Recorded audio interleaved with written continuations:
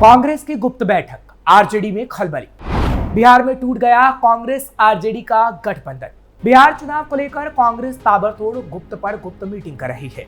इसके मायने क्या है, इसका खुलासा तो नहीं हो रहा, लेकिन इतना तो तय है कि सीटों के बंटवारे को लेकर आरजेडी से बात नहीं बन पा रही। नमस्कार, कैपिटल टीवी बिहार देख रहे हैं आप, मैं हूं आपके साथ हर्ष भारद्वाज। अब जब बात नहीं बन पा रही है तो ऐसे में बिहार में तैनात राहुल ब्रिगेड की सेना आरजेडी को आंख तो दिखा ही रही है। अब झटका देने का भी बैक चैनल और बैकडोर प्लान तैयार कर लिया गया है। कांग्रेस, जो अब तक राष्ट्रीय स्तर पर भारतीय जनता पार्टी के खिलाफ इंडिया गठबंधन का हिस्सा रही है, बिहार में अपने सबसे पुराने सहयोगी राष्ट्रीय जनता दल यानी आरजेडी से दूरी बनाती अब दिख रही है। पिछले कुछ हफ्तों से कांग्रेस के अंदर लगातार गुप्त मीटिंग्स चल रही हैं। रविवार को एक बार फिर से पटना में एक गुप्त मीटिंग की गई। कांग्रेस आगामी विधानसभा चुनावों में अपनी स्थिति को और मजबूत करना चाहती है और सीटों के बंटवारे में ज्यादा हिस्सेदारी हासिल करना चाहती है। लेकिन सवाल उठता है कि आखिर कांग्रेस सीट हासिल करने के लिए गुप्त मीटिंग क्यों कर रही है? क्या यह संकेत है कि आरजेडी के साथ अब रिश्ते पहले जैसे कांग्रेस के नहीं रहे? क्या कहती है राहुल ब्रिगेड की रणनीति? राहुल गांधी और उनकी कोर टीम की माने तो बिहार में कांग्रेस को अब सहयोगी पार्टी के बजाय एक निर्णायक ताकत के रूप में देखा जाना चाहिए। लोकसभा चुनावों में पार्टी का प्रदर्शन भले ही कमजोर रहा, लेकिन राहुल ब्रिगेड का मानना है कि विधानसभा चुनावों में स्थानीय चेहरों और सामाजिक समीकरणों के जरिए पार्टी बेहतर प्रदर्शन कर सकती है, बशर्ते उसे पर्याप्त सीटें मिले। इसको ध्यान में रखते हुए दिल्ली और पटना में लगातार क्लोज डोर मीटिंग हो रही है। रविवार को कांग्रेस की जो बड़ी बैठक बुलाई गई, वो भी इसी रणनीति का हिस्सा थी। इसमें बिहार प्रभारी, प्रदेश अध्यक्ष और रणनीतिक सलाहकारों की टीम शामिल रही। सूत्रों के मुताबिक बैठक में इस बात पर जोर दिया गया कि अगर आरजेडी एक तरफा सीटों का बंटवारा करती है तो कांग्रेस को ऑप्शन बी पर भी विचार करना चाहिए। आरजेडी से क्यों नहीं बन रही बात? आरजेडी, जो बिहार में विपक्ष की सबसे बड़ी ताकत है, स्वाभाविक रूप से ज्यादा सीटों पर दावा कर रही है। पिछले विधानसभा चुनाव में जब कांग्रेस को 70 सीटें दी गई थी, तब वो केवल 19 पर ही जीत पाई थी। आरजेडी का तर्क है कि कांग्रेस को कमजोर क्षेत्रों में टिकटें दी गई थी और वह खुद अपना जनाधार खो चुकी है। ऐसे में इस बार आरजेडी चाहती है कि कांग्रेस को 30 से 35 सीटों तक ही सीमित रखा जाए। कांग्रेस इसे अपमानजनक मान रही है। पार्टी नेताओं का कहना है कि इंडिया गठबंधन का मकसद है समान सहभागिता और अगर इसी तरह आरजेडी अपने बलबूते चलती रही तो कांग्रेस के लिए गठबंधन में रहना मुश्किल होगा।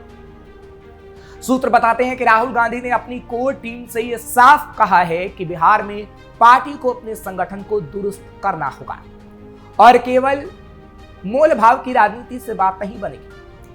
बिहार कांग्रेस में युवाओं को आगे लाने, सोशल मीडिया पर सक्रियता बढ़ाने और जातीय समीकरणों के मुताबिक टिकट वितरण की रणनीति पर काम हो रहा है। क्या टूट सकता है गठबंधन? इसके अलावा यह भी चर्चा है कि कांग्रेस कुछ छोटे दलों के साथ बैक चैनल बातचीत में है, ताकि जरूरत पड़ने पर एक वैकल्पिक गठबंधन या तीसरा फ्रंट खड़ा किया जा सके। भले ही ये विकल्प अभी सार्वजनिक न किया जाए, हालांकि दोनों दलों ने अब तक कोई आधिकारिक बयान तो नहीं दिया है, लेकिन संकेत साफ है कि अगर सीटों का बंटवारा समान रूप से नहीं हुआ तो कांग्रेस एक अलग राह पकड़ सकती है। हालांकि ये राह जोखिम भरी होगी, लेकिन राहुल ब्रिगेड अब हार कर समझौता करने को तैयार नहीं है। बिहार की राजनीति में आने वाले महीनों में काफी उथल पुथल देखने को मिल सकती है। कांग्रेस की गुप्त बैठकों और रणनीतिक तैयारियों को अगर नजरअंदाज किया गया तो यह विपक्षी एकता के लिए खतरे की घंटी हो सकती है। सवाल यह नहीं है कि कांग्रेस क्या चाहती है, सवाल यह है कि क्या आरजेडी उसे बराबरी का दर्जा देने को तैयार होगी।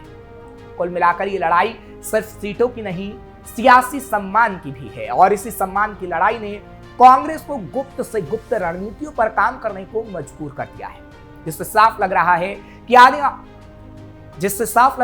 आगे आने वाले समय में कांग्रेस और आरजेडी का गठबंधन टूट सकता है। क्या है राहुल गांधी की नई रणनीति? वहीं राहुल गांधी अब दलित और अति पिछड़ा यानी ईबीसी वोट बैंक को फिर से जोड़ने की रणनीति पर काम कर रहे हैं। पिछले 5 महीनों में उनकी बिहार की बार बार यात्राएं, जैसे अंबेडकर छात्रावास का दौरा और ज्योतिबा फूले पर बनी फिल्म देखना, सामाजिक न्याय के प्रति कांग्रेस की प्रतिबद्धता को दर्शा रही है। पार्टी ने संगठन में ही बदलाव किए हैं। सवर्ण नेता अखिलेश प्रसाद सिंह को हटाकर दलित नेता राजेश राम को प्रदेश अध्यक्ष बनाया गया। सुशील पासी को सह प्रभारी नियुक्त किया गया। राहुल की शिक्षा न्याय संवाद यात्रा और जातिगत जनगणना की मांग भी दलित पिछड़ा वर्ग को लुभाने का हिस्सा रही है। कांग्रेस के लिए दो-धारी तलवार की तरह है आरजेडी। कांग्रेस और आरजेडी का गठबंधन बिहार में इंडिया गठबंधन का हिस्सा है, लेकिन यह गठबंधन कांग्रेस के लिए दो-धारी तलवार साबित हुआ है। आरजेडी का MY समीकरण और दलित वोटों पर उसकी पकड़ कांग्रेस के लिए चुनौती है। विशेषज्ञों का मानना है कि राहुल की सक्रियता आरजेडी पर ज्यादा सीटों के लिए दबाव बनाने की रणनीति भी हो सकती है। हालांकि गठबंधन में सीट बंटवारे को लेकर तनाव और दलित वोटों के लिए प्रतिस्पर्धा से वोटों का बिखराव हो सकता है। 2025 के विधानसभा चुनाव में बिहार की 19% दलित आबादी निर्णायक होगी। कांग्रेस की रणनीति अगर सफल रही तो वह न केवल बिहार में अपनी स्थिति को मजबूत कर सकती है, बल्कि उत्तर प्रदेश जैसे अन्य राज्यों में भी इसका असर दिख सकता है। लेकिन आरजेडी और अन्य क्षेत्रीय दलों की मजबूत पकड़ के बीच राहुल गांधी का यह दांव कितना कारगर होगा, ये समय ही बताएगा, क्योंकि राहुल गांधी का दांव कभी कारगर साबित होता नहीं है। क्या बिहार कांग्रेस में आएगी चाय? राहुल की यात्रा का बिहार चुनाव पर असर कितना पड़ेगा, ये तो कहना अभी जल्दबाजी होगी, क्योंकि हाल ही में राहुल गांधी ने यात्रा की थी। राहुल की यात्रा से महागठबंधन की एकता पर असर जरूर पड़ सकता है। जो पिछले दिनों की गई थी, जो तस्वीर सामने आई, वो कहीं ना कहीं यही बताती है कि आरजेडी और कांग्रेस के बीच सीट बंटवारे या नेतृत्व को लेकर तनाव बढ़ रहा है और महागठबंधन के लिए नुकसानदायक हो सकता है। कांग्रेस पहले ही संकेत दे चुकी है कि वो गठबंधन में रहकर ज्यादा सीटों पर दावा करना चाहती है, लेकिन आरजेडी इसे आसानी से स्वीकार नहीं कर रही। हालांकि बिहार विधानसभा चुनाव 2025 के लिए कांग्रेस ने अभी तक अपनी योजना को पूरी तरह से सार्वजनिक रूप से स्पष्ट नहीं किया, लेकिन जिस तरह से आरजेडी के साथ सीटों के बंटवारे और सीट चेहरे पे विवाद है, वो और कलह को बढ़ा सकता है। 2020 के बिहार विधानसभा चुनाव में कांग्रेस ने महागठबंधन के साथ 70 सीटों पर चुनाव लड़ा था, हालांकि केवल 19 सीटें ही जीत पाई। आरजेडी नेताओं ने तब कहा था कि कांग्रेस की वजह से ही तेजस्वी यादव सीएम नहीं बन पाए। ऐसे में कांग्रेस पार्टी इस बार भी कम से कम उतनी ही सीटों पर अपनी दावेदारी मजबूत करना चाहती, जितनी सीटों पर साल 2020 में चुनाव लड़ा गया था। लेकिन आरजेडी 50 से ज्यादा सीट किसी भी कीमत पर नहीं देना चाहती।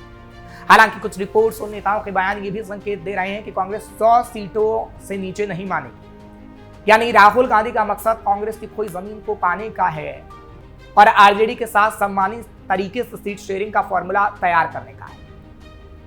लेकिन आरजेडी कांग्रेस को उतनी सीटें नहीं देना चाहती जितना राहुल चाहते। कांग्रेस का बिहार में घटता जना था। पिछले 3 दशकों में बिहार की सियासत में कांग्रेस का वोट बैंक तेजी से सिकुड़ता गया है।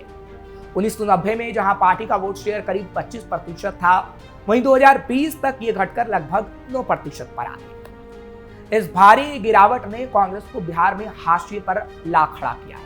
खासकर राष्ट्रीय जनता दल के साथ गठबंधन ने कांग्रेस की स्थिति को और कमजोर कर दिया। अब राहुल गांधी के नेतृत्व में पार्टी बिहार में नई रणनीति के साथ अपने पुराने गौरव को वापस लाने की कोशिश में है। लेकिन सवाल यह है कि क्या यह रणनीति कामयाब होगी या कांग्रेस और हाशिए पर जाने को मजबूर हो जाएगी। 1990 के दशक तक बिहार में कांग्रेस का मजबूत वोट बैंक था, जिसमें दलित, मुस्लिम, सवर्ण समुदाय शामिल थे। लेकिन मंडल आयोग और क्षेत्रीय दलों के उभार ने इस आधार को छिन्न भिन्न यानी तितर बितर कर दिया। लालू यादव की आरजेडी ने मुस्लिम यादव यानी MY समीकरण बनाकर कांग्रेस के वोट बैंक में सेंध लगाई। नीतीश कुमार की जेडीयू ने भी महादलित और अन्य पिछड़ा वर्ग यानी ओबीसी को अपने पक्ष में किया। 2005 से नीतीश के सत्ता में आने के बाद कांग्रेस का वोट शेयर लगातार घटा है।